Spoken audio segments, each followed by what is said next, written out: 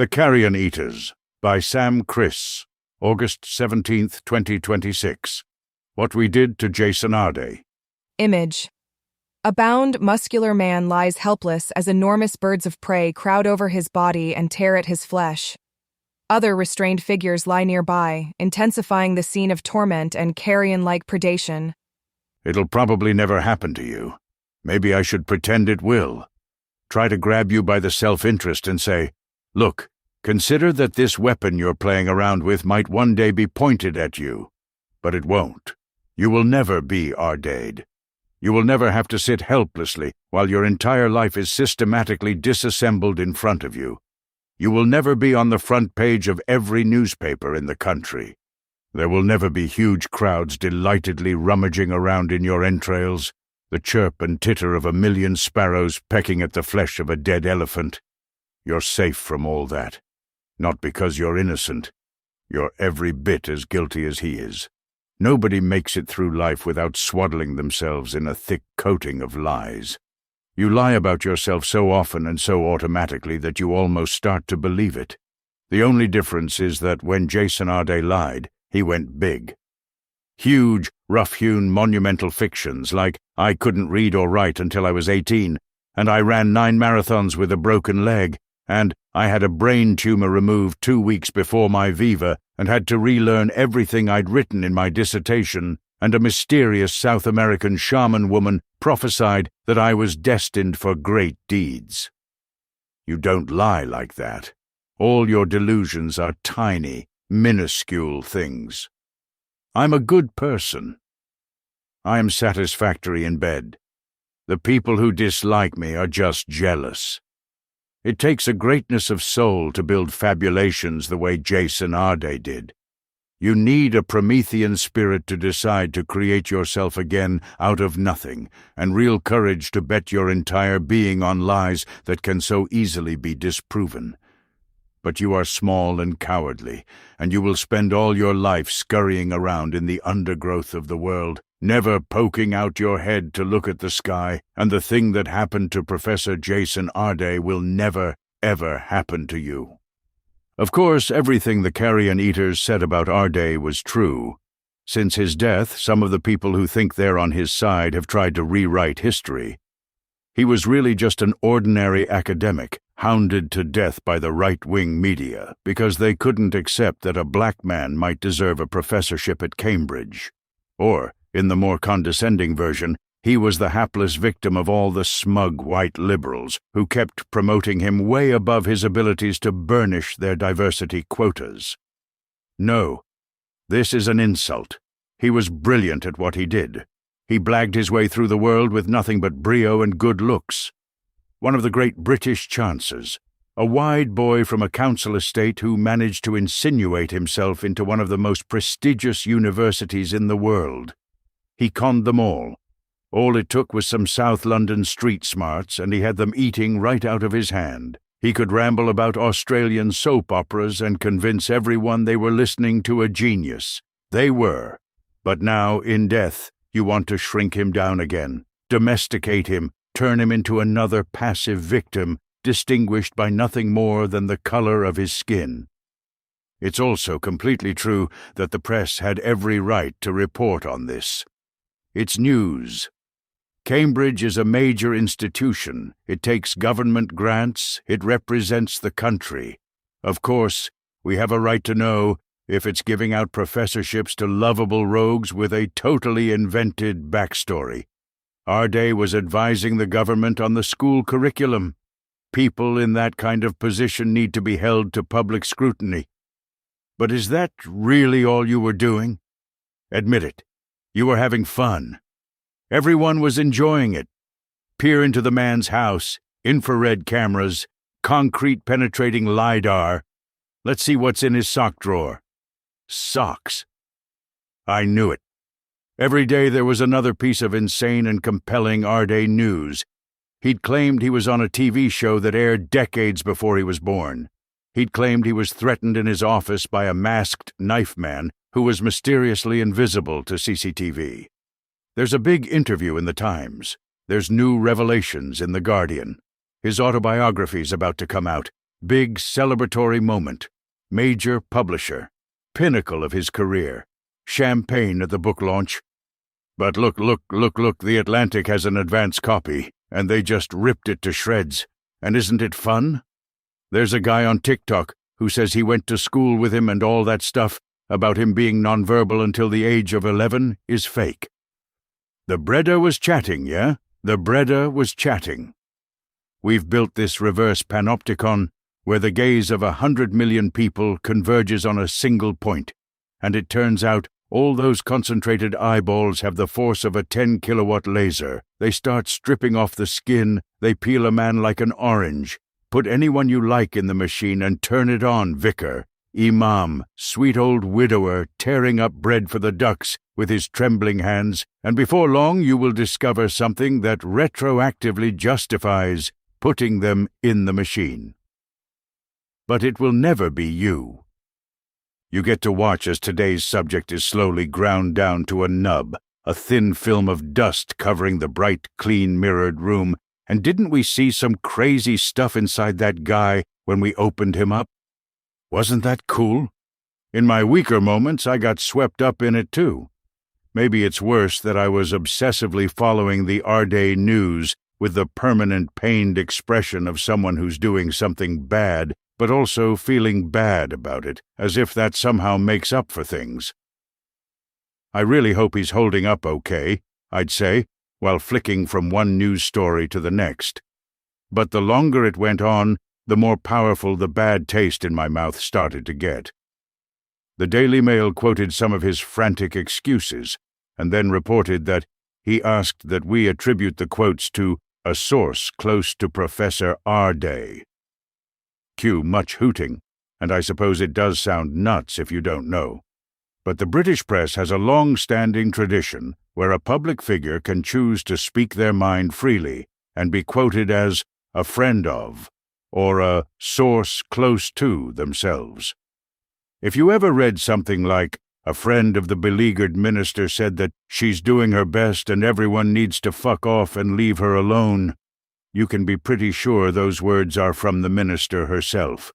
The journo gets a nice unfiltered quote, the source gets to keep some dignity, everyone wins. But they didn't extend this courtesy to Arday. Instead, they published the fact that he'd asked for it. You could break trust with the man.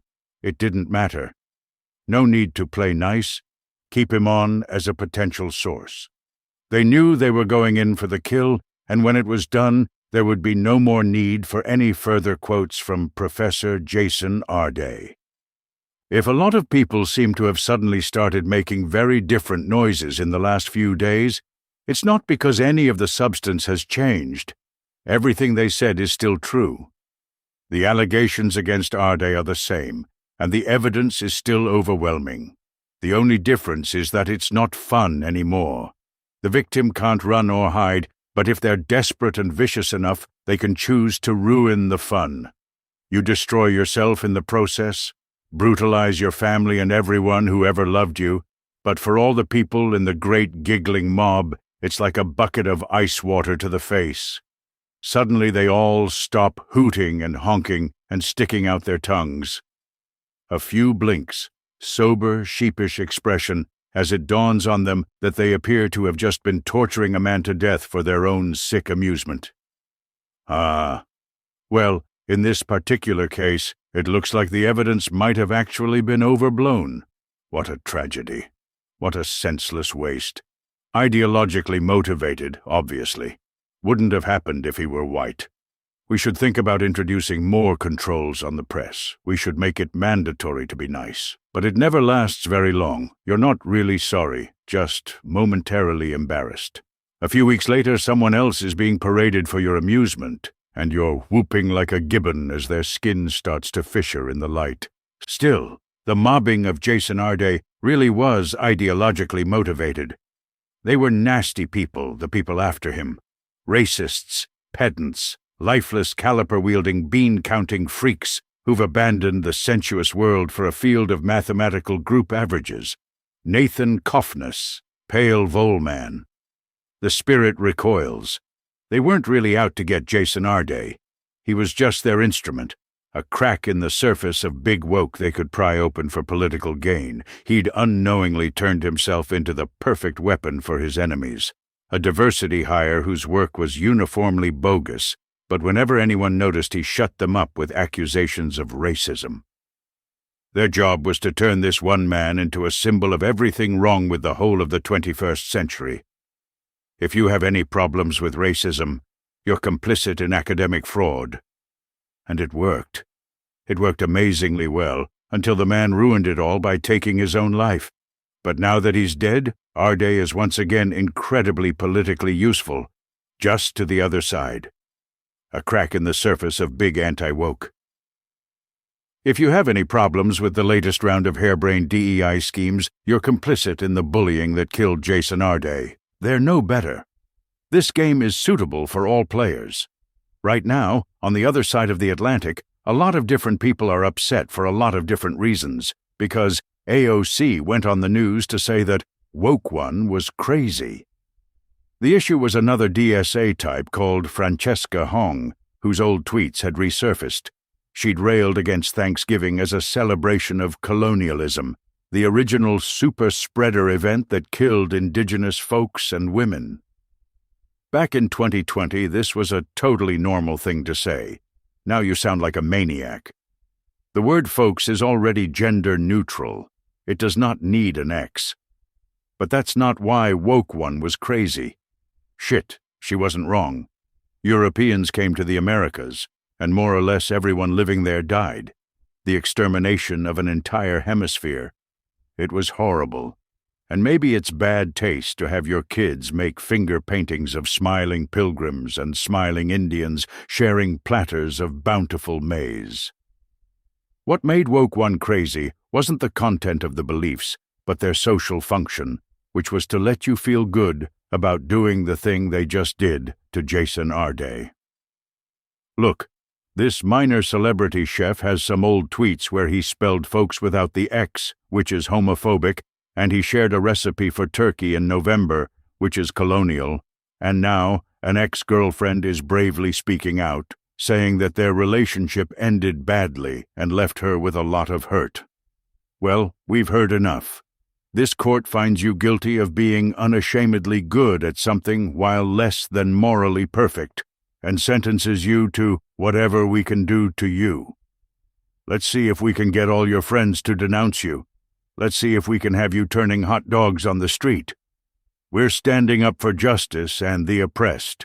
There was no mercy back then. If you just threw up your hands and said, hey, pre-woke was crazy, some of the people who went through this process really had done bad things. Well, Jason Arday did bad things too. He convinced thousands of parents of nonverbal autistics that their children might one day grow up to be Cambridge professors. In any honest accounting, you could stand on the street screaming racial slurs for a decade and still not be crueler than that. But in the frenzy of punishment, none of that matters. As soon as being a good person just means constantly indulging your most sadistic impulses, we all have an urgent moral duty to stand with the bad. That was Woke One. It's over now. We're in something else. 3 years ago, I tried to predict what the next thing would be. Maybe speeding. Maybe we'd be canceling each other for driving too fast. Don't you know that kills people?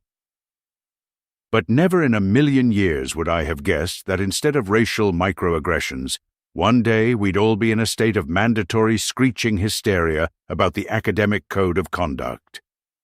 This is not to say that everything's fine at the universities. It's all fucked, massively and comprehensively fucked, on a scale you can't even comprehend. If only Cambridge had hired Arday because of the woke mind virus and PC gone mad.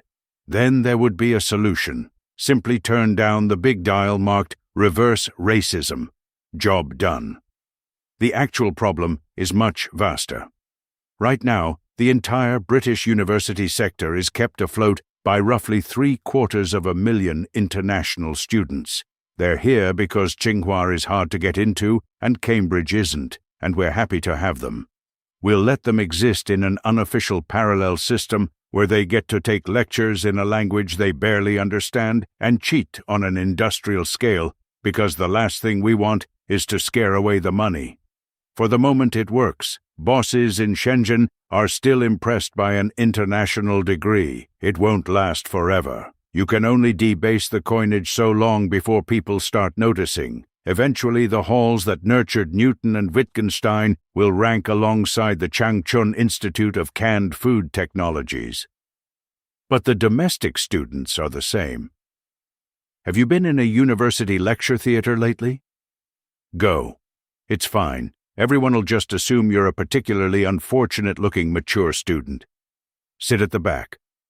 At the far end of the room, there's a little person trying to talk about textuality, performance, and production. Meanwhile, the space in between is a glowing, rippling sea of laptop screens. Every single one of these students is scrolling through pictures of jumpsuits on Shine. When they need to submit an essay, they get ChatGPT to print one out for them. And frankly, the academics aren't any different themselves. Their main function is research, investigating the world, finding interesting new facts or startling new interpretations, and writing them down so other people can be interested and surprised by them too. And a lot of research does take place. A constant stream of high-quality world-leading papers, all duly rubber-stamped under the Research Excellence Framework, all of it totally meaningless dreck. In Arday's field of education studies, something like 50,000 papers are published every year. You could sit down every day from 9 in the morning to 9 at night and do nothing but read high-quality research in education studies, and it would take you 8 years to get through a single year's output. But these texts don't exist to be read. They exist to drive research grants, so the department can produce even more texts for no one to read, more and more, filling every crevice with useless words. It is genuinely deranged in this situation to start ginning up a moral panic over academic standards. We're in November 1918, and you're trying to have a Prussian infantryman whipped for not shining his boots. It's over. The Academy is a literate institution marooned in a post-literate world, governed and staffed by people who no longer have anything to do with whatever way of being these places were once built to protect. They're all form fillers, generating excellence in predictable increments. They don't know how to read, which is how an institution like Cambridge could hire a man like Jason Arday, who left a grammatical error in the title of his dissertation, not because he was black and not because of his purported disability, but because there was probably no one on the hiring committee who had actually bothered to read his work. Just check his citation numbers. Why not have a professor who, by his own account, takes an hour to read a single page of text? In a fully literate institution, that would be disqualifying. Not everyone has to be an academic. It has nothing to do with your worth as a human being, but maybe, in light of your disability, this particular line of work isn't for you.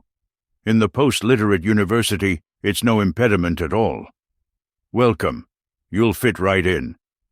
But I'm not saying Cambridge were wrong to hire him. Who else should have got the job? A serious, studious non-plagiarist. The kind of mental eunuch that's genuinely committed to the practice of writing bullshit papers no one will ever read. Arday clearly deserved it more. For all the ways he was exactly the same as everyone else in academia, he was also unfathomably different. Imagine you've spent your life digging around in the airless burrows of some shabby third-tier department when suddenly a person like Jason Arday appears. You're in an institution that no longer really knows what it is or what it's for, but here is the living embodiment of radical freedom, a man who invents his own history every day. You're trying to massage a p-value into significance. He's heroically overcoming every disease known to man. He must have seemed like a titanic, mythic, glowing figure, a hero out of a distant age. Our day's enemies see a department willing to put its entire reputation on the line for this guy, and they assume that it must have all been cynical and condescending. That's because his enemies are shrunken little creatures, incapable of understanding grandeur. Arday's colleagues were clearly in awe of him. The world is full of illiterates, but only one of them became one of the youngest professors in Cambridge's history. He did that.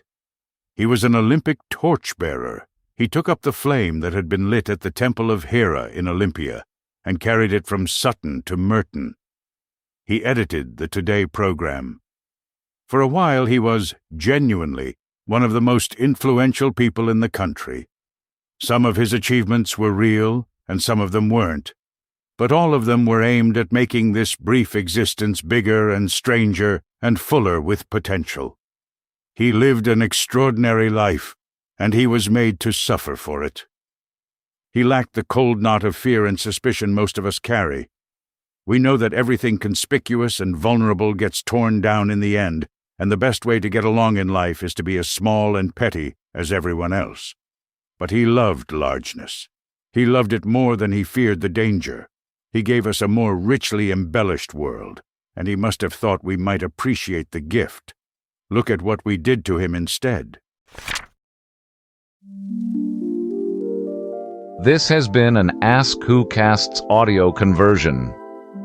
If you would like your own private feed of audio conversions of any blog posts you would like to listen to, you can sign up for Ask Who Casts Pro at app.askwhocasts.com, where you can give any post the multi-voiced podcast treatment into your own podcast feed. Thanks for listening.